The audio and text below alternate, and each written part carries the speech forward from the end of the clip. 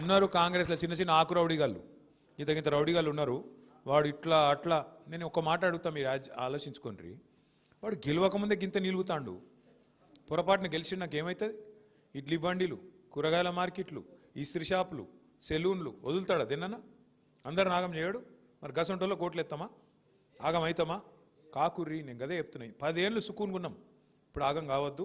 రెండోది, మీరు కూకట్పల్లి ఎమ్మెల్యే సాబ్తో కూడా నేను మాట్లాడతా. ఆ మోతీనగర్లో కూడా నాకు షఫీ చెప్పిండు, ఆడ కూడా మీరు ఇదివరకు శుక్రవారం పెట్టుకుందిరా, అట్లే నడిపించేటట్టు కూడా నేను చెప్తా. ఎమ్మెల్యే కూకట్పల్లి కూడా మనోడే, మన పార్టీడే, ఆయనకు కూడా చెప్తా.